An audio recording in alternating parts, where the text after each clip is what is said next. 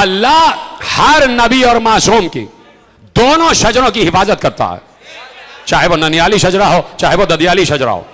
जितनी उम्महात मासूमीन है सबके लिए कमो बेश सबके लिए आपने ये लिखा देखा है कि उम्मे वलद यानी कनीज थी। ये फला इमाम की उनकी मां उनकी वालिदा ग्रामी उम्मे वलद कनीज, उनकी वलद वालिदा कनीज, और खुद जो हमारे हुज्जत ज़माना की वालिदा ग्रामी है उनके लिए भी लिखा है कनीज। ठीक है। जनाबे यज़्द जर्द की दुख्तर इमाम ज़ैनुल आबिदीन इस्लाम की वालिदा उनके लिए भी लिखा है कनीज। ठीक है। कहा भाई ये सब कनीजें थी। अच्छा, फिर ये कि पैगंबर खत्मी मर्तबत अहमद मुस्तफा मोहम्मद मुस्तफा सल्लल्लाहु अलैहि वसल्लम की एक ज़ौजाए गरामी जिनसे दो बेटे पैगंबर के हुए,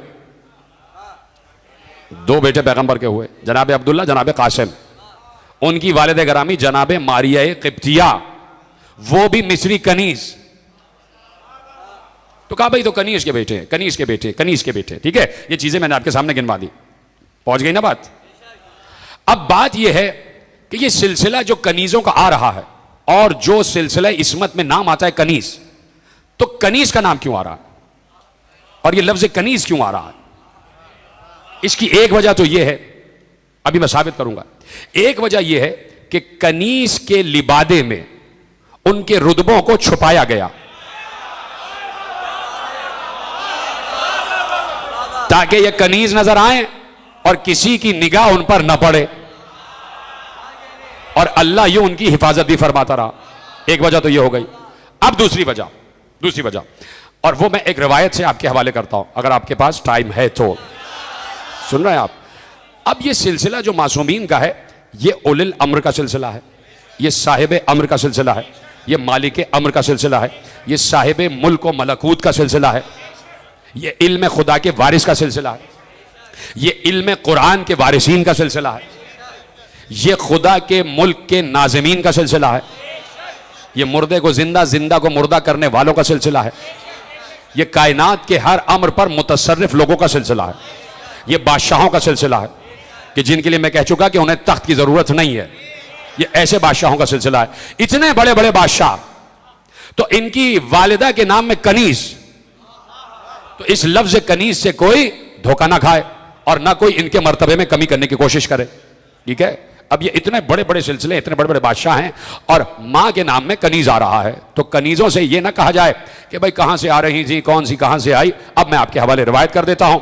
जनाब इब्राहिम जो खलीलुर रहमान, खलीलुल्लाह के नाम से याद किए जाते हैं, जनाब इब्राहिम जिस दौर में जवान हो रहे हैं, तो उस दौर में आपको पता है कि नमरूद का पूरा एक सिलसिला है कि जिसने खुदाई का और उलूहियत का ऐलान कर दिया कि मैं खुदा हूं। नमरूद बिन कोश, उसका पूरा सिलसिला है और उसने पूरी खुदाई में अपनी खुदाई का ऐलान कर दिया।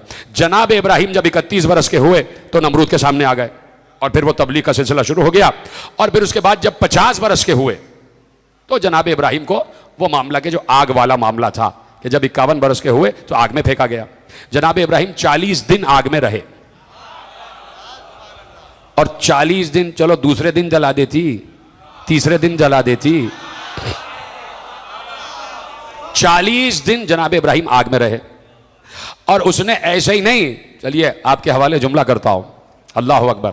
देखिए कहा जाता है कि ये क्या मुबालगा कर रहे हैं आप कि 72 के मुकाबले में 9 लाख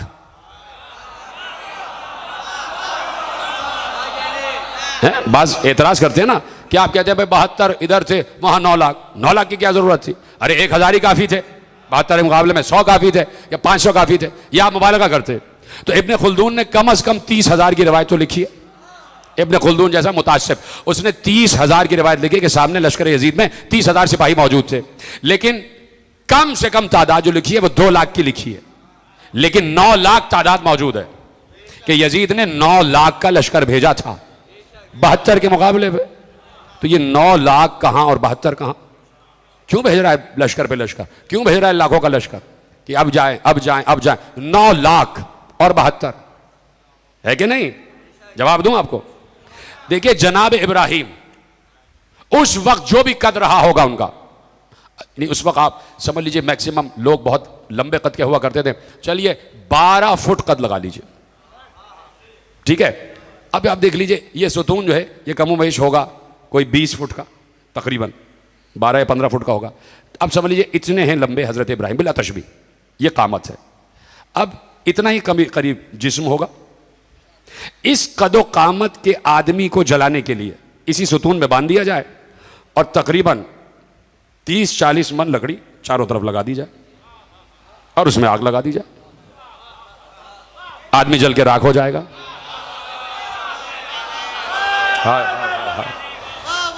ये इतनी लकड़ियां कि पूरी मुमलिकत के 6 लाख लोगों से कहा कि लकड़ियां लाओ और रखते जाओ, लाओ और रखते जाओ, और इतनी तवील कि तकरीबन 6 मील दूर लकड़ियां फैल गई और लकड़ियों का अड़म लग गया और जनाब इब्राहिम बीच में। 6 मील इधर, 6 मील उधर, 6 मील उधर, 6 मील उधर, लकड़ियां ही लकड़ियां और अड़म लगा हुआ लकड़ियों का।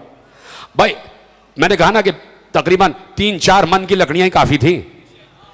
ये मनों टनों लकड़ियां, हजारों मन लकड़ियां, सारी मुमलिकत के लोगों से कहा लाओ लकड़ियां जमा करो, लकड़ियां जमा करो। और फिर जब देखा कि भाई वो इब्राहिम खड़े, वो खड़े में आखिर में बिल्कुल इस गली के कोने में वो खड़े हुए, और यहां से वहां तक लकड़ियां ही लकड़ियां, आग लगा दी। अब इब्राहिम को फेंका कैसे जाए आग में, जो जाए वो खुद जल जाए। तो मिंजनीक से फेंका गया ना, तो इब्राहिम परवास करते हुए गए ना मिंजनीक से, तो जितनी देर परवास कर रहे थे उसी में जिब्राइल भी नाजिल हो गए। जिब्राइल परेशान हो गए, परवरदिगार तेरा बंदा आग में जा रहा है, कुछ तो कर, कुछ तो मदद कर। कहा जाओ तुम पूछ लो इसको मदद की जरूरत है।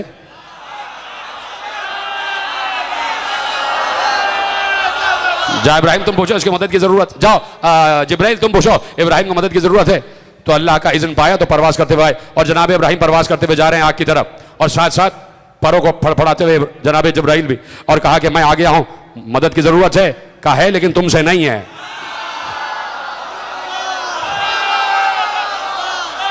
मदद की जरूरत तो है लेकिन तुमसे नहीं है। अब जिससे थी पता चल जाएगा, जो आग को गुलजार बना दे, इसका मतलब है कि इब्राहिम को उसी की मदद की जरूरत थी। बहुत आसानी से सुना आपने जुमला। अब जा रहे हैं परवास करते हुए, तो मैं सिर्फ यह बताना चाहता हूं उन 9 लाख पर एतराज करने वालों पर, मैं सिर्फ यह एतराज करना चाहता हूं कि इतनी लकड़ियों की क्या जरूरत थी। 3 मन लकड़ियां काफी थी, 3 मन, 3 मन लकड़ियां काफी थी जलाने के लिए। इतनी लकड़ियां, हजारों मन लकड़ियां क्यों?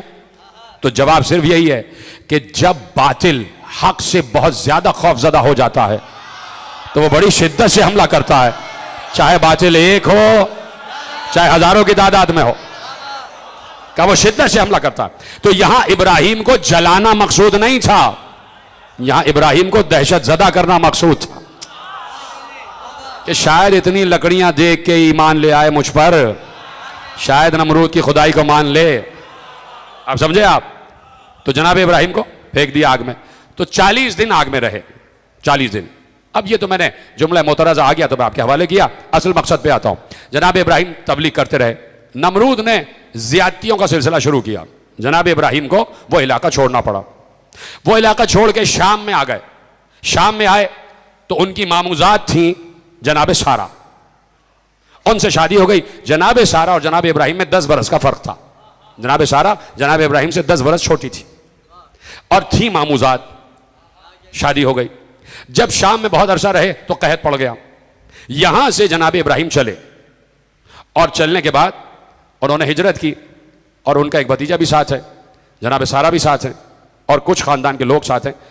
तो कहत से मुतासिर होके जनाब इब्राहिम मिस्र आ गए।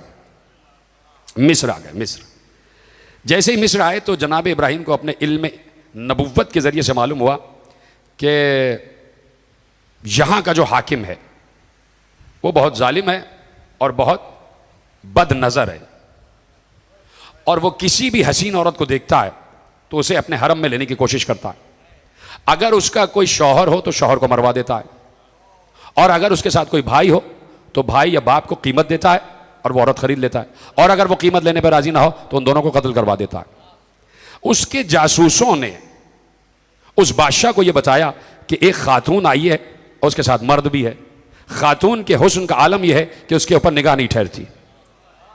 जासूसों ने बताया एक खातून आई है जो है निहायत हसीन है, जनाब इब्राहिम की जौजा हैं जनाब सारा।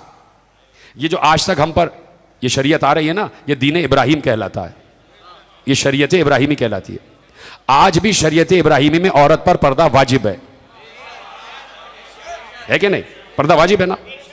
तो जनाब सारा पर भी पर्दा वाजिब, लेकिन शक्ल कैसे नजर आ रही थी?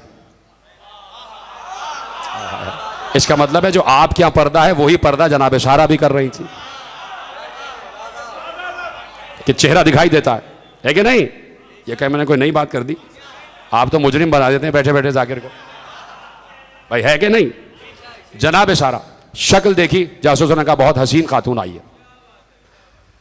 उसने कहा बुला के ले आओ।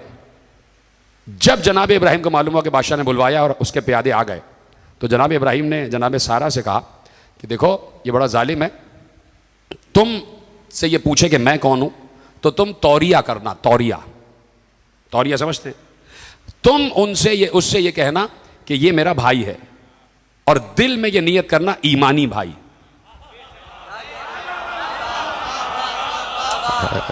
तौरिया समझते हैं? तौरिया देखिए, एक है तकैया और एक है तौरिया। किसी को कोई कत्ल करके भागा, अली सामने बैठे हुए थे, तो लोगों ने पूछा कि यहां अभी अभी कोई गया है, आपने देखा है? अली खड़े हुए थे, कहा यहां कोई गया है, देखा है? अली बैठ गए और कहा जब से बैठा हूं तब से नहीं देखा।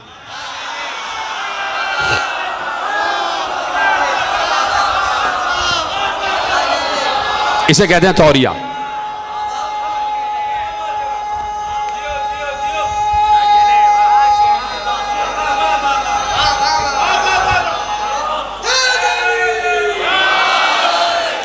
सलामत रहें आप। तो कहा कि तुम तौरिये से काम लेना, दिल में नीयत हो ईमानी भाई की, इसलिए कि हर मोमिन और मोमिना ईमानी भाई तो हैं, बहन भाई हैं, गदीरी बहन भाई तो हैं, इसी को ईमानी भाई कहते हैं, ईमानी बहन कहते हैं।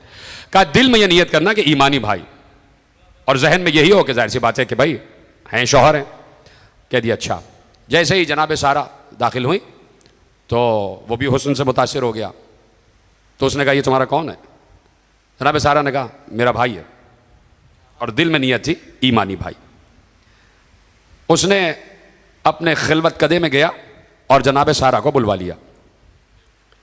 जनाब इब्राहिम जाहिर सी बात है इल्म नबूवत से देख रहे हैं कि क्या होने वाला, और जनाब सारा भी चूंकि ज़ौजाए नबी है तो उनको भी पता है कि क्या करना है। जैसे ही खिलवत कदे में दाखिल हुए, उस बादशाह ने जनाब सारा की तरफ हाथ बढ़ाया, उसका हाथ शल हो गया, उसका हाथ शल हो गया। जैसे ही हाथ मफलूज हुआ, समझ गया कि कोई मामला है और ये खातून कोई रूहानी खातून है। उसने कहा कि मैंने गुस्ताखी की है, मैं माफ़ी चाहता हूँ, दुआ करो कि मेरे हालत दोबारा ठीक हो जाए। जनाब सारा ने दुआ की, उसका हाथ ठीक हो गया। क्या सुन रहे हैं? नबी की ज़ौजा, ठीक है, उसका हाथ ठीक हो गया। जैसे ही हाथ ठीक हुआ, फिर उसने 10 दराजी की, फिर उसका हाथ फालिज जदा हो गया। 6 मरतबा ऐसा हुआ, 6 मरतबा ऐसा हुआ कि बार बार जैसे ही मासूमा की तरफ हाथ जाता था, उसका हाथ शल हो जाता था। एक बार गुस्से में आके कहता है कि तुम जादूगरनी हो, समझे आप? यानी आज तक भी ये रवैया है ही कि अज़ादारी को मौजज़ा नहीं जादू कहते हैं।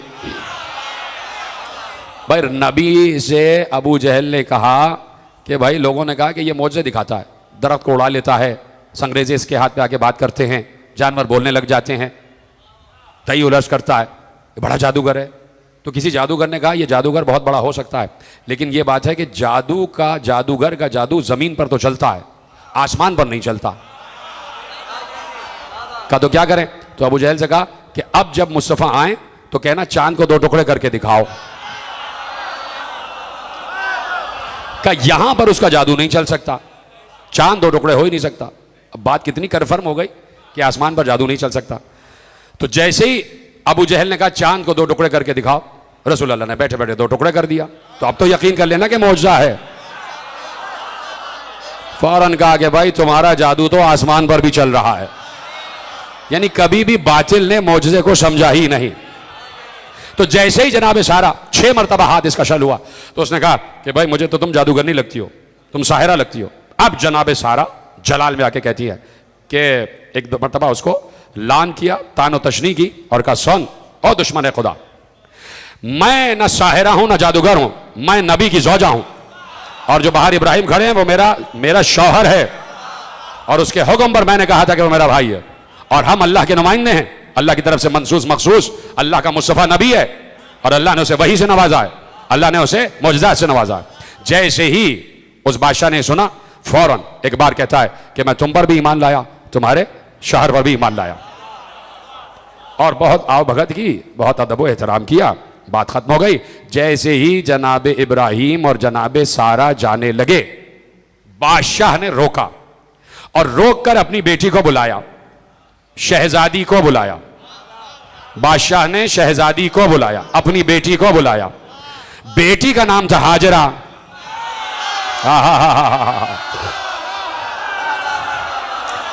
और कहा ये मेरी बेटी तो है, लेकिन आपकी कनीजी में दे रहा हूं, सलामत रहें आप। आ गई दलील आपके पास, कहा है मेरी बेटी लेकिन आपकी कनीजी में जाएगी। आप समझो कि जिस नस्ल में मासूम को आना होता है, उस नस्ल की हर मां होती शहजादी है, लेकिन बन के कनीज ही आती है। जनाब उम्मुल बनीन अपने घर की शहजादी थी, बच्चों से कहा कि मां ना समझना, कनीज बन के